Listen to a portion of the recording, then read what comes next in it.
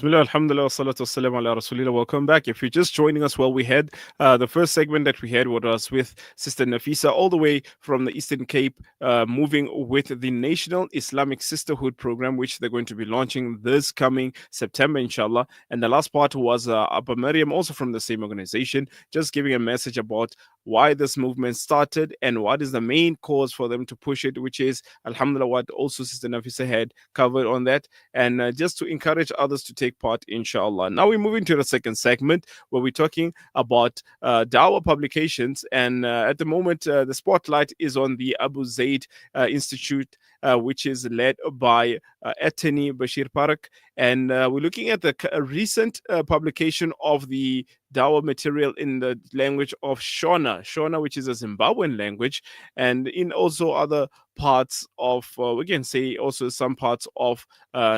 Western Mozambique also do speak Shona, and other parts of Africa also in that mid range. Alhamdulillah. Karisaba, Assalamu alaikum wa rahmatullahi wa barakatuh, and welcome to the show. You're not a stranger to the show, so I don't need to give a whole background and a whole introduction. Jazakallah khair for accepting the invitation, inshallah.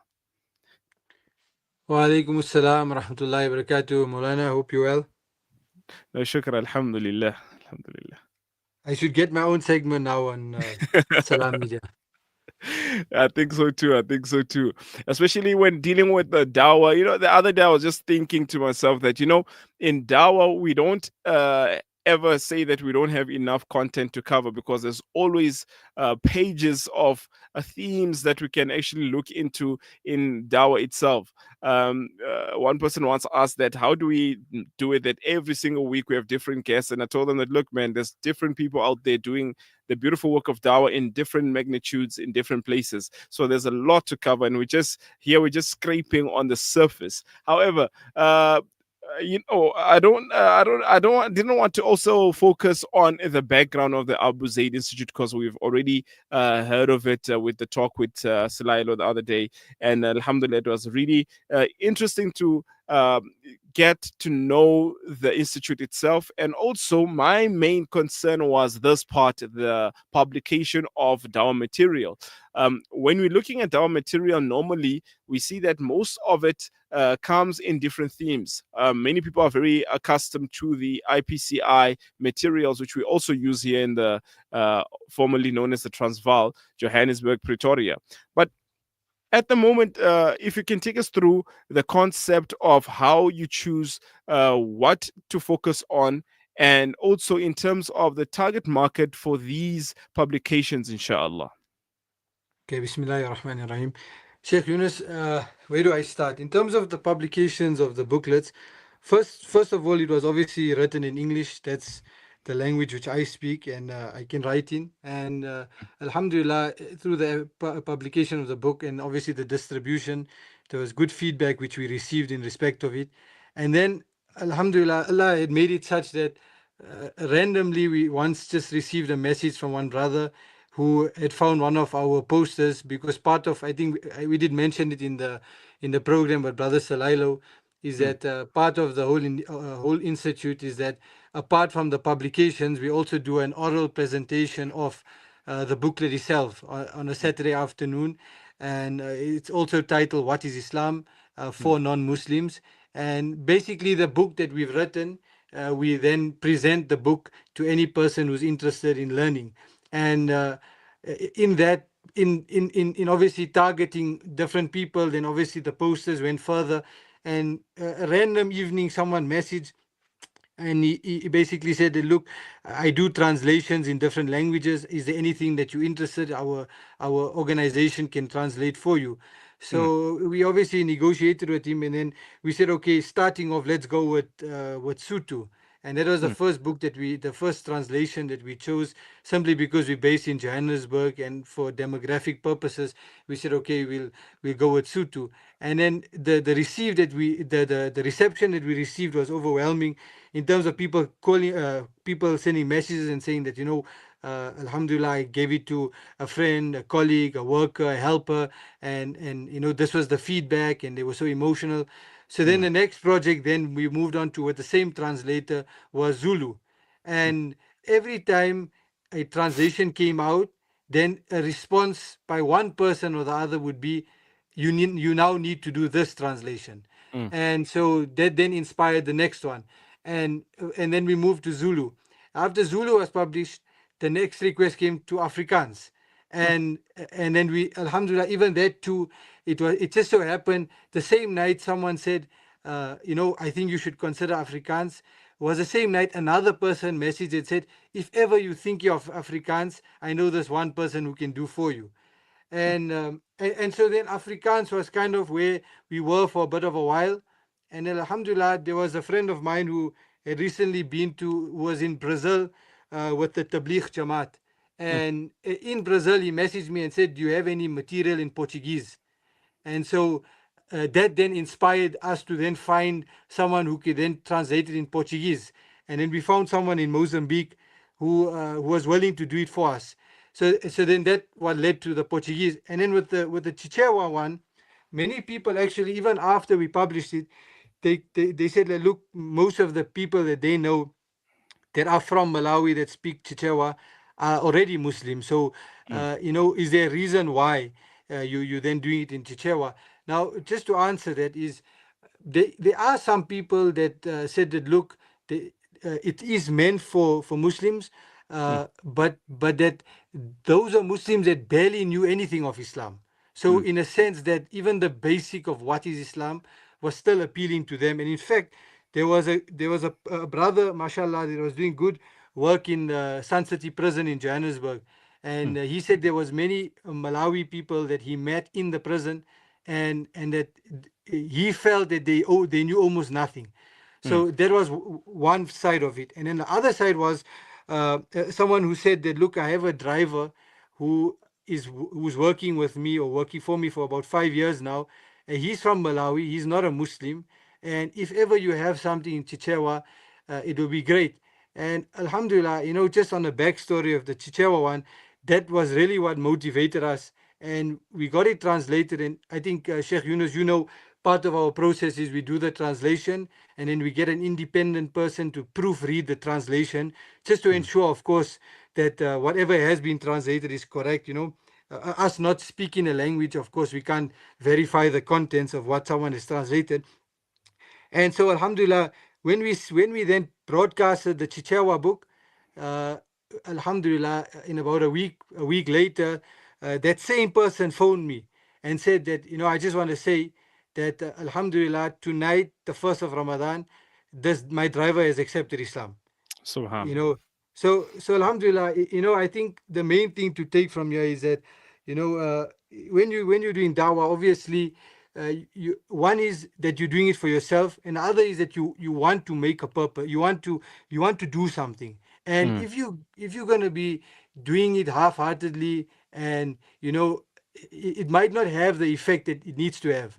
But now when you come down and say, look, how can I convince a person? And many times that convincing a person will be speaking a language which he can understand. mm, So so then that's what led to the Chichewa one. And then moving on to the last translation was the Shona. Was similar. Was a friend of mine actually said that, look, his helper is from Zimbabwe, and is there any Shona material? And then so then we then started trying to get a feel, and we actually found that there was very little in Shona. And alhamdulillah, then, so I think the main thing is that if there's a need for it, mm, and people are looking for it, then there's no harm in trying. I mean, however many languages you can get it translated into, if one person, I just go back to the Chichewa example, was that one is, you have to find the person who will translate. Now you get the person to translate, you then negotiating with him a timeline in which he's going to translate. Once the mm, translation is done, you're now finding someone to proofread it. Once you proofread it, you're getting the cover work done, you're getting the line spacing done. But if after all of this, if one person takes Shahada, it's worth it. You're exactly. saving, if one person you are taking away from the fire, and you put him into Jannah. This is the target, this is the goal. So irrespective of what language it is, if someone spoke the most unusual language in the world, if there was even only one person speaking that language, and if we could translate it into that language to tell him of Islam, then that's the intention, you know. No, 100%, definitely. And I mean, this is also based on the beautiful hadith, which is narrated through Sayyidina Ali radiallahu ta'ala anhu, where the Nabi Kareem sallallahu alaihi wasallam say that if Allah subhanahu wa ta'ala was to guide a person, one person through you, and this would be a way better than the most expensive vehicle of the time. And we see, going back into the points regarding the effort which was done regarding the translations and the proofreading. Imagine all these people who are part of such a movement, how Allah subhanahu wa ta'ala is going to bless them regarding this work itself. And one is looking at the work of dawah, but another one, I think you would concur with me on this one, is also to keep the people who revert in our close proximity and looking after them, or rather in terms of checking up on them. So are there any works which you have printed already in the same languages, or something planned to keep them also connected in terms of the different topics, the topics, aqaid, etc., so that once they do revert to Islam, they can carry on reading and inshallah gain more knowledge in this, inshallah. So Alhamdulillah, actually quite close to our institute, who we do a lot of work with, is a brother who's written a nice book called "I Can Be a Muslim," Mm, and and that book basically he's looked at all the different series that these different organizations have done, and compressed it into one booklet, which encompasses uh, uh, aqidah, fiqh, history, and so forth.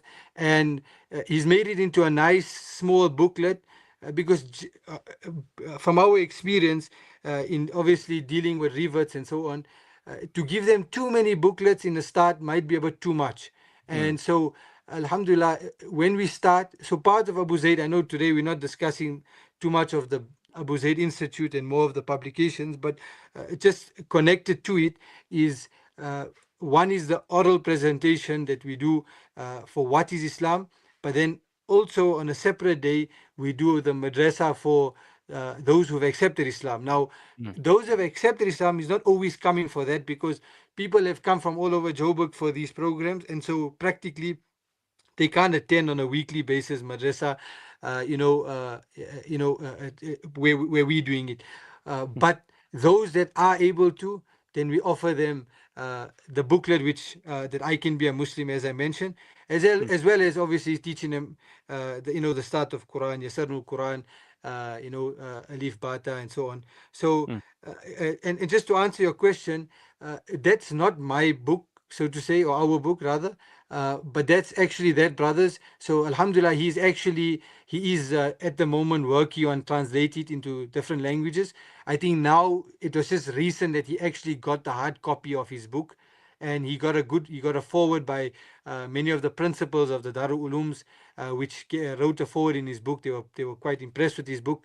So, and yeah, so just to answer, it's not part of our part of Abu Zaid, but it's something that Abu Zaid uses, and a friend that's quite close to us, I can call it. mm. No, most definitely, and that's I think that's another beautiful thing about the Dawa field, Hafizab, is that we collaborate with a lot of people, and Subhanallah, it does make the work easier, because you do find, like what you just mentioning, that there's a different organization or individual who's working on a certain topic or a certain line, and it doesn't hurt for us to actually reach out and work with them to have maximum benefit in the work that we're doing. And that's one thing I really love and enjoy about being in Dawa, is that everyone is always out there ready to do the work, ready to assist, and ready to be of service. And we've seen in many situations, even with the madrasa situation, where you're talking about the program of the reverts, in certain areas, especially with myself individually, I deal with mostly townships, and we see that once a person becomes Muslim, it becomes difficult for them to stay on the deen, because one is that they do not have the environment where they can learn more. Now you have to connect them with people, and it might be a place which is far. Then you have to work around certain stuff, logistics, etc. But the moment you know that, oh, there is a sheikh who's in that area who does one, two, three, then they can assist them and make it much easier for us. And Alhamdulillah, we've seen a lot of positivity in it, a lot of progress, if I can put it that way, in terms of the Islam in all these places. Now, Yeah. in terms of now the future projects, do you have anything which is coming up whereby people might be interested in? And if, for example, someone wants to also contribute, how do they get hold of you, and how or what also at the same time, what services would you like to exploit from people, inshallah, that can assist these publications in becoming more beneficial? Yeah, look, Molana, I think just to answer you in terms of assistance and so on. Firstly, our Abu Zayd Institute is everything is completely free of charge. Our booklets are free of charge. There's no income or any form of profit that anyone is making in the institute, and everything is for the pleasure of Allah. But where we do accept contributions is to the printing cost itself. Mm, Anyone that's interested, we give them exactly the printer that's printing it for us. The cost of each publication, and they're more than welcome. If, for example, they wish to buy 100 of one booklet and keep it for themselves to distribute, then that's fine with us as well. And if they want to print it and then obviously for us to distribute, then that's their decision. So ultimately, whatever anyone wants to contribute, they can. Abu Zaid has a website now, Alhamdulillah, uh, abuzaid.org. You can just Google it and mm, it'll pop up on the Google. And obviously, our contact details are on it. In terms of future projects, there is other languages which we're currently working on. Alhamdulillah, there's someone that's reached out to us for Spanish. He's actually a Mulana. I think he studied in Darul Zakaria, and now mm, he's living in Chile.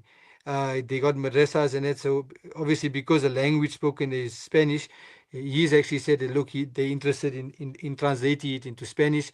mm, There's a friend of mine who's living in Vietnam. So he got married to a revert, and she can speak English as well as obviously Vietnamese. So they've offered to say, look, they can translate it into Vietnamese as well. So in terms of projects, wherever there is an opportunity, then obviously we try and seize that, and obviously if there's a need for it. And yeah, Alhamdulillah, I would think in terms of your question, in terms of publications, those are future projects. Um, yeah, No, 100%. And I believe, again, subhanAllah, it's beautiful work which is being done. You know, some people might not see it as such, but subhanAllah. I mean, you just mentioned of the brother, the Malawian brother who embraced Islam, through reading some of the publications, and alhamdulillah. And we find again, the one point that you raised in the beginning, I think the person you were referring to was Barakatullah Jobe, correct, who does correct, the 100%. prison work, Alhamdulillah, in Sun City. So amazing, amazing work that he's doing that side. And also him being in the Tablighi Jamaat also helps because it's enlightening, revising or reviving rather Islam. And that's another thing that we always shun away. I think this is actually a good point to delve into. You spoke about how the publication is not only for new Muslims, but it's also important for those who are Muslims and don't really know much about Islam. I mean, Alhamdulillah, I had the opportunity of going for 4 months in Pakistan, and one of the things I also came across was this specific issue. Why is this Pakistan Jamaat, Tablighi Jamaat very strong, and why do they go out and do so much work? Because you do find places, even in the cities, subhanallah, Lahore, we were at the Allama Iqbal University, and I can easily say that the whole university, even it being Muslim, 100%, but you could only get less than 20% people coming for Salah, for example. And in those 20%, when you sit down with them doing programs and talking to them about Islam, it's like you're teaching them something new. So again, while we are also giving dawah to non-Muslims, we still need to revive Islam in those who don't really have much reach into it, and especially in those who, Alhamdulillah, I learned this word a few weeks ago. They say we shouldn't call ourselves born Muslims, but rather call ourselves heritage Muslims. And I'm very proud to call myself a heritage Muslim. And one of the things we're striving for now is reviving that Islam. And these publications are subhanallah, there's superb in this work itself, that it's like flicking that light again in a person's head about all those points. Havisa, in the Sheikh, final, J, Sheikh Yunus, I just want to say one thing, right? J, So earlier in the discussion, you mentioned that in Dawah, there's so many different fields and there's so mm, much to Dawah, and that's how much what you love. And mm, I just want to touch on that. I think that's an important point. Is that J, the main thing is for anyone that's doing Dawah, is you have to realize that it's not you're not calling to your method of da'wah. mm, Da'wah is a vast field, and once you start building walls, to certain things, then you'll only lose out. So, for example, mm, whether you're giving da'wah to Muslims, to non-Muslims, both are very important. Many mm, people, for example, if they are involved in a certain field, so they say, for example, I'm in the field of giving dawah to non-Muslims, and I mm, don't see the value in giving to Muslims. Why are they going to mm, Muslims? Then, like you said, I mean, you went to Pakistan, a country which is almost all are Muslim, and you see the value still. And I can just touch on that. Just a quick story is on this topic of meeting Muslims. There was one Tabligh Jamaat that was working in Ravali, and so mm, they say they went to a person's house and they knocked on the door. And when he opened the door, this brother came out after some time and he was looking very restless. He was shaking. mm, And so they then went inside, they gave the da'wah, and afterwards the brother started crying. mm, And then obviously the Jamaat now is sitting with the brothers. And so he says then that, my life, everything is gone wrong. mm. And today I decided I was going to commit suicide. And Subhan. right this moment, I was going to commit suicide. And you brothers came and knocked on my door, and I've changed my mind, and you've given me hope again. So every field of da'wah is so important because the purpose is to speak about Allah. This is the ultimate objective. Whether you're speaking to a Muslim, you're speaking to a non-Muslim, the main thing is that you are trying to change, you are trying to link that person towards Allah. This is the goal. So whether it's a Muslim or non-Muslim, Mm, both are so important. So yeah, so I think just to make to add to the point that you make, dawah mm, is a big field, and once you start having issues with certain uh, types of dawah, then you close yourself off from benefiting from that. 100%. 100%. And I think you couldn't have said it even better than that. Havisa, inshallah, final moments. What will be your final comments regarding moving forward with publications and moving forward also with collaborations, inshallah? Look, I think the final thing I would say is that for anyone that's listening is obviously uh, to understand the value of giving da'wah. One is obviously the publications, but I think anyone who wants to help with the publication first has to understand or recognize the value in giving Mm, da'wah. And there are many people, mashallah, they people, alhamdulillah, Allah has accepted them for different types of movements. For example, you get people that are, they like to do feeding schemes, and you get people that like to teach, and Islam is vast. But at the same time, yes, you can be doing a lot in something, but it shouldn't close you off to speaking about Allah to every person that you meet.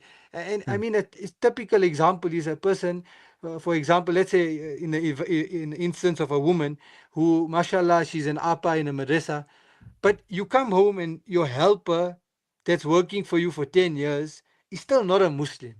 mm, And if in that 10 years you haven't in your heart thought that this lady who I trust with my children, who I trust with my household, if she dies today and she doesn't die with Iman, what is her condition? Not for 1 day, 2 days, but for the rest of eternity. She'll be, everyone knows the pitiful condition she'll be in. So once that worry comes in her heart, then naturally every form of da'wah person won't need to be given an encouragement.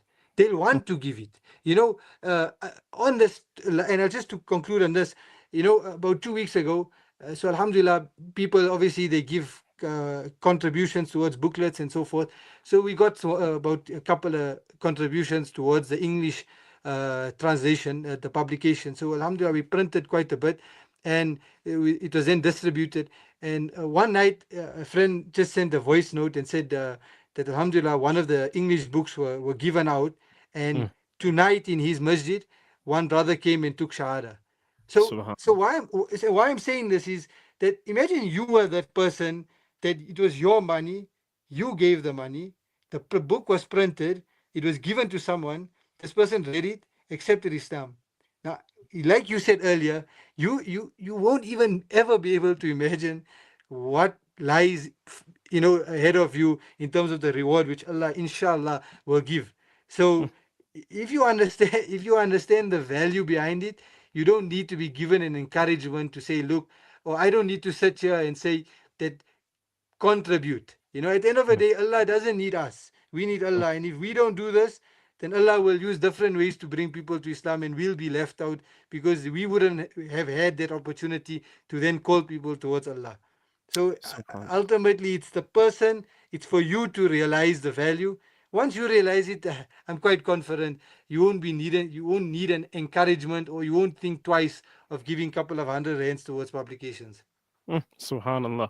Oh, very well said, Hafiz. And may Allah subhanahu wa ta'ala accept the beautiful work and take it from strength to strength so that more people can benefit. And inshallah, we can see more people realizing the beauty of Islam, inshallah. I mean, Jazakallah khair for your time. It's always a pleasure to chat with you and get into the real points and facts about life and how we can make a difference, inshallah, as one step at a time. Jazakumullah khair. Assalamu alaikum wa rahmatullahi wa barakatuh. Wa alaikum assalam wa rahmatullahi wa barakatuh. Alhamdulillah. So that was our Attorney Basheer Paruk, who now busy with the project of translating what is Islam booklets into different languages. And the recent one is in the language of Shona, a Zimbabwean language. And Alhamdulillah, through that, they've seen a lot of interest and also some people, inshallah, Alhamdulillah, rather, becoming Muslim. So let's take a break, inshallah. We'll be back shortly. And last, we'll be looking at Zaira Matir, who runs her own project called the Pink Princess Project. And subhanallah, what a story she has for us, and inspiring points of how she started and how she's moving on, inshallah. So don't be left behind. Stay tuned, inshallah, as we take a break.